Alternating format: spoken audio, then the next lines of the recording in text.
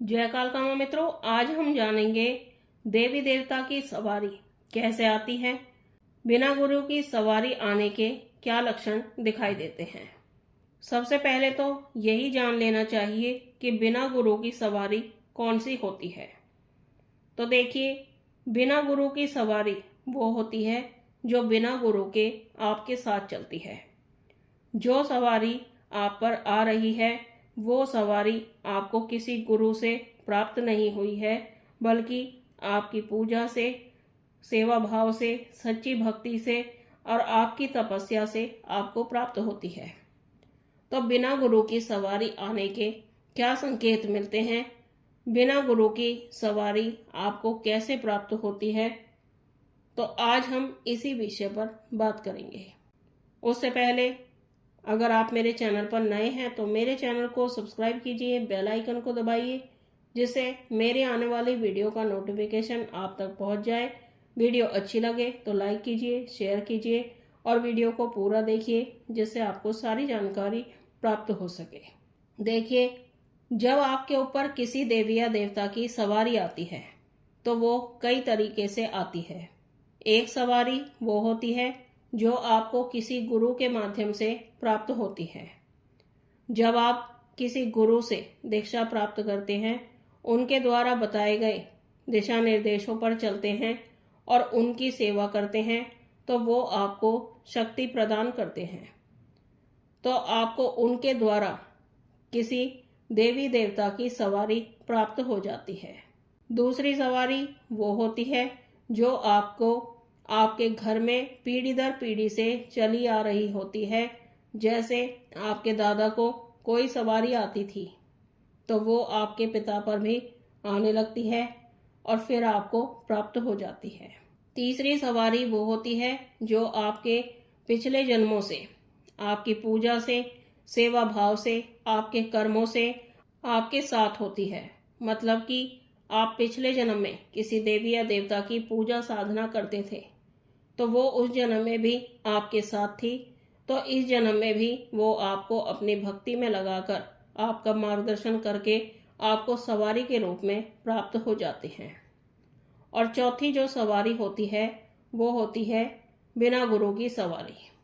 ये आपको प्राप्त होती है आपकी अपनी पूजा साधना, सेवा भाव से, आपकी सच्ची भक्ति से आपको प्राप्त होती है। तो आपकी पूजा पाठ से जो सवारी आती है उसका कोई नियमित समय नहीं होता है कि वो कितने समय में आपको प्राप्त होगी। वो सवारी के ऊपर ही निर्भर करता है कि वो आप पर कब प्रसन्न होगी। उसमें आपको 1 साल का समय भी लग सकता है, 2 साल का भी समय लग सकता है, या 6 महीने में भी आप पर प्रसन्न होकर सवारी आप पर आने लगती है। वो आपकी सच्ची पूजा से, सेवा के ऊपर निर्भर करता है। जितना आप विश्वास, लगन, सच्चे भाव से भक्ति करते हो, वैसे ही सवारी आप पर कृपा करती है। वो आपके दिल से निकली भक्ति पर ही निर्भर करता है। जब आपका मन इतना ज़्यादा कोमल हो जाता है कि आप अपने इष्ट को देखकर रोने लगते हो, बिना बोले ही भगवान को देखकर भावित हो उठते हो, तब समझो आपके अंदर परमात्मा का वास हो गया है और आपको सवारी प्राप्त हो गई है। जब आपके इष्ट, आपके देवता आपसे प्रसन्न होते हैं तो सवारी के रूप में आपको उनका छोटा सा अंश प्राप्त हो जाता है। तो ये तो आपको सवारी प्राप्त होने के तरीके मैंने बताए हैं कि कितने प्रकार की सवारी होती हैं और किस तरह से आपको प्राप्त होती है। अब बात करते हैं उन संकेतों की जिनसे आप जान सकते हैं कि आपके ऊपर बिना गुरु के कोई सवारी आ गई है। जो आपकी सच्ची भक्ति, सेवा भाव से, आपके कर्मों से, आपके भगवान में विश्वास से आपको प्राप्त होती है। देखिए, जब आपके ऊपर किसी देवी या देवता की सवारी आती है तो आपको ऐसे अनुभव होते हैं जो सिर्फ आपको ही महसूस होते हैं। अब बात करते हैं उन संकेतों की। उनमें जो पहला संकेत है वो ये है कि जब भी आप किसी सिद्धपीठ मंदिर पर या किसी सिद्ध स्थान पर जाते हो तो आपके शरीर में वाइब्रेशन सी चलने लगती है। आपके शरीर के रोंगटे खड़े हो जाते हैं, आपका सिर घुमाने का मन होने लगता है, आपका झूमने का मन होने लगता है, आपको अपने शरीर में एक अलग तरह की ऊर्जा भी महसूस होने लगती है, जो आपके शरीर को फुर्तीला बना देती है। आपके अंदर आलस्य नहीं आता है। दूसरा जो संकेत है वो ये है कि आपको खुद ही अच्छे बुरे लोगों की पहचान होने लगती है। आप दूसरों के मन की बातें भी जानने लग जाते हो। आप जब पूजा करते हो तो आपका शरीर आगे पीछे हिलने लगता है, आपको अलग तरह का मजा सा आने लगता है, आपका झूमने का हिलने का मन होने लगता है, आप अपने आसपास हो रही चीज़ों को भी भूल जाते हो। आपका मन करता है कि अपने इष्ट को ही देखते रहें। तीसरा जो संकेत है वो ये है कि आपका मन मंदिरों में देवी देवताओं के अपने इष्ट के दर्शन करने का ही होता रहता है। आपका मन किसी काम को करने का भी नहीं होता है। आपको बस हर वक्त लगता है कि सिर्फ पूजा पाठ ही करूं, भजन ही सुनो, किसी से ज़्यादा बात ना करूं। किसी से ज़्यादा बात करना भी आपको पसंद नहीं होता है और शांत रहने का ही मन होता रहता है। अगला जो संकेत है वो ये है कि आपको सपने के माध्यम से अपने घर के पितरों के दर्शन होने लगते हैं, क्योंकि जब भी कोई शक्ति आपके घर के अंदर, आपके शरीर के अंदर आती है तो आपको सपने में अपने घर के पितरों के दर्शन होने लगते हैं। तो ये बहुत बड़ा संकेत होता है कि आपके ऊपर किसी देवी या देवता की सवारी आने वाली है। अगला जो संकेत है वो ये है कि जब आप पूजा करते हो तो आपको उबासियां आने लगती हैं, आपकी आंखों में आंसू आने लगते हैं, आपको महसूस होने लगता है कि कोई शक्ति आपको छूना चाहती है और आपके आसपास है। अगला जो संकेत है वो ये है कि जब आप पूजा करते हो तो आपका शरीर हल्का होने लगता है। जब आप पूजा करते हो तो आपको महसूस होता है कि आपके हाथ पैर सुन्न हो गए हैं, आपका शरीर हल्का लगने लगता है, आपको लगता है जैसे आप जमीन से कुछ ऊपर उठ गए हैं। आपको अपने शरीर में गर्म ठंडी हवा का चलना भी महसूस हो सकता है। कभी कभी आपको बहुत ज़्यादा गर्माहट महसूस होने लगती है, जैसे गर्मी में महसूस होती है।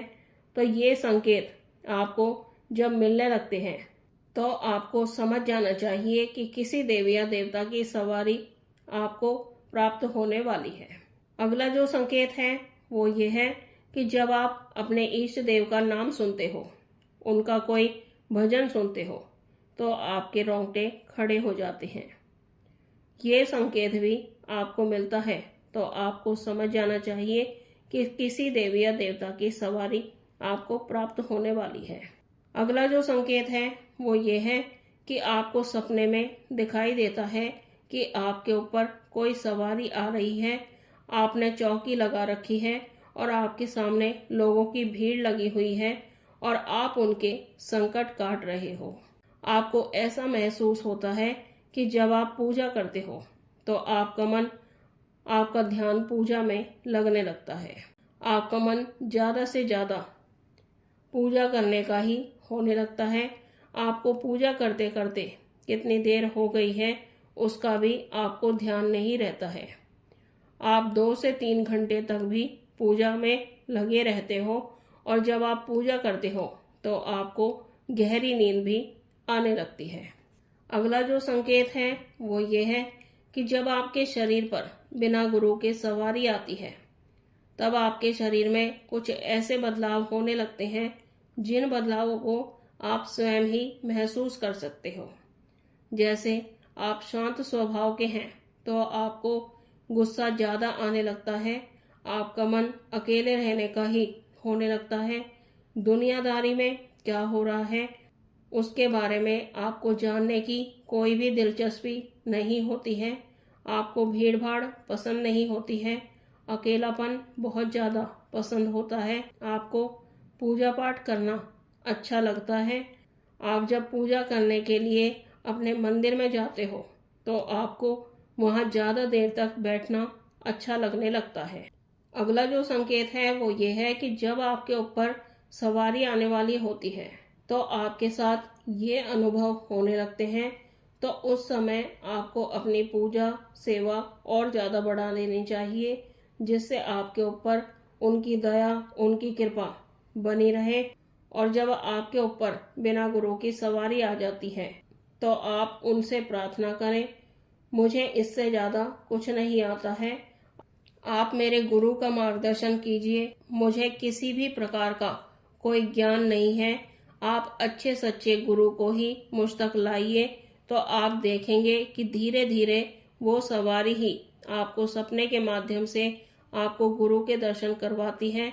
बिना गुरु की सवारी आती है तब आपको इस बात का भी ध्यान रखना चाहिए कि अगर कोई गुरु आपका नहीं है तो आपको इधर उधर चौकियों पर भी नहीं भटकना चाहिए, आपको सिर्फ अपनी पूजा सेवा पर ही ध्यान देना चाहिए।